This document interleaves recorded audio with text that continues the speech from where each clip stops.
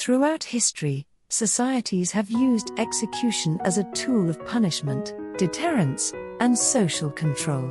From medieval Europe to ancient China, execution methods varied dramatically, reflecting the cultural, religious, and judicial values of their time. This presentation will take you on a journey through historical methods of execution, some swift and efficient, others prolonged and agonizing. Let's explore the methods, tools, and motivations behind these practices, and the lasting impact they left on modern justice systems. In medieval Europe, public executions were community events. Authorities believed that witnessing these acts would deter others from committing crimes. Common methods included beheading, hanging, burning at the stake, and the breaking wheel.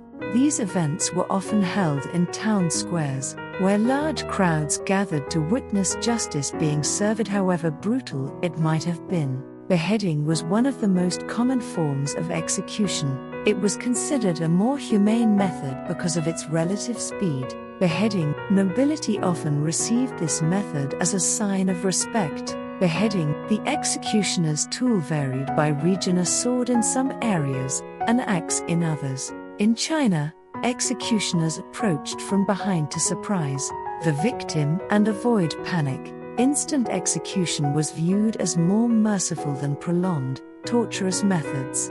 Burning at the stake was primarily reserved for those accused of heresy or witchcraft. The Catholic Church used this method extensively during the Inquisition. The burning process was symbolism intended to purify the soul through fire. Victims were often tied to a wooden stake with firewood piled beneath their feet.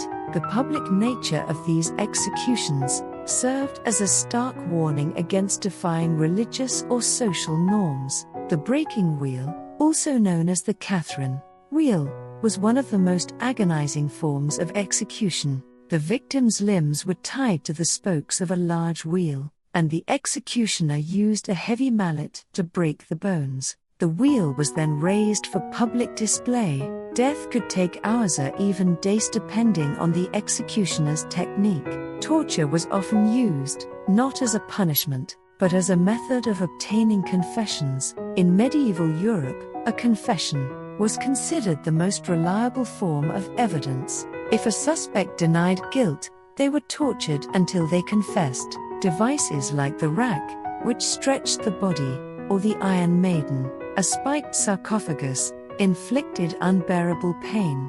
The logic was simple: no innocent person would confess to a crime they didn't commit regardless of the suffering. The pair of anguish was a small, pear-shaped device made of metal. It was inserted into the mouth, rectum, or vagina, and expanded using a screw mechanism. The device was typically used against individuals accused of blasphemy, homosexuality, or witchcraft. Its psychological effect was as profound as its physical damage, as the victims often feared the mere sight of it. Execution methods varied greatly across cultures. In Japan, the ritualistic form of seppuku allowed samurai to die with honor. In Nazi Germany, firing squads and gas chambers became synonymous with state-sanctioned mass execution. Execution methods often reflected societal values and beliefs about justice and power. Psychological torture was as effective as physical pain.